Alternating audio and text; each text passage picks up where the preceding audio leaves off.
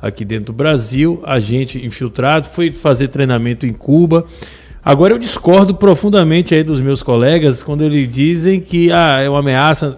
A ameaça dele já se concretizou. Ele tomou o poder sem ganhar a eleição. Ele tomou o poder, seja através do ativismo judicial do STF, seja por meio das articulações espúrias que foram feitas nesse Congresso que faz oposição ao governo Bolsonaro.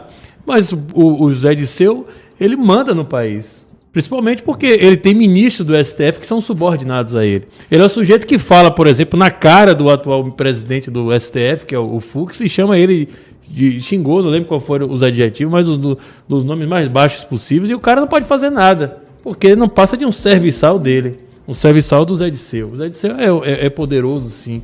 Então, quando vocês falam, ele está ameaçando de tomar o poder, ele ameaçou, ele avisou e ele concretizou, ele tomou o poder. Ou vocês acham que Bolsonaro tem mais poder dentro desse país do que Zé Disseu? Zé Disseu tem mais poder do que ele. Zé Disseu tem alguns dos ministros do STF no bolso dele. No bolso não no sentido financeiro, mas porque que agem como espécie de capangas dele. Olha que você falou, vai ser matéria de site de notícias amanhã aqui. Não, isso daí é público e notório, não estou falando nenhuma novidade aqui. Não estou falando absolutamente nada que todo mundo já não sabe. Que se alguém não sabe disso, então realmente fica difícil, né?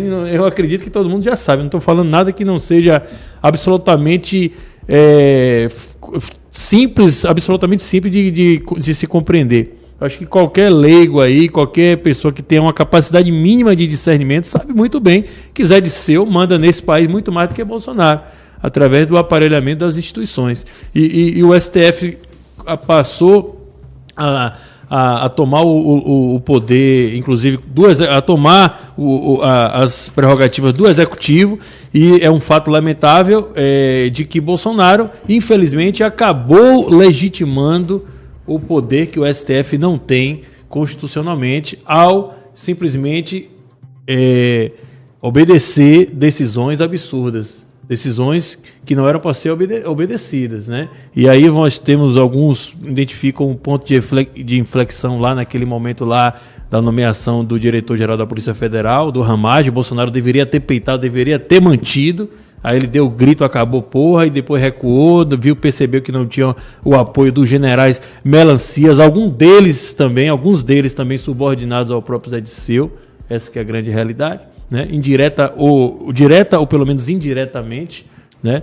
Foram generais que foram promovidos nos governos tucanos e petistas, sob a aprovação dele.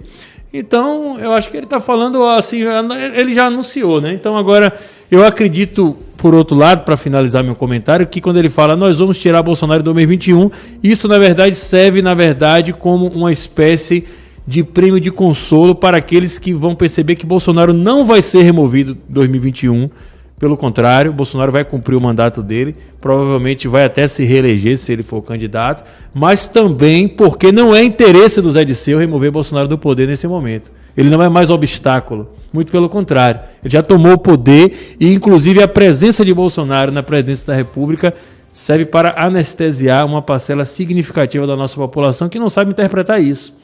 Parcela de apoiadores bolsonaristas que, infelizmente, acha que a direita está no poder, a direita conservadora, e, portanto, acha que Bolsonaro é um super-herói, não sai mais às ruas, deixaram de lado toda a nossa luta que conquistamos de 2013 para cá, quando chegou exatamente nesse ano 2020, com essa fraudemia toda, o pessoal ficou anestesiado, esperando que Bolsonaro resolva tudo, não vai resolver, e a esquerda não tem interesse em tirar Bolsonaro do poder, porque simplesmente continua mandando em tudo, né, fazendo a sua agenda avançar na velocidade da luz como nunca antes, e ao mesmo tempo com todos tendo a impressão de que a direita que está no poder, né?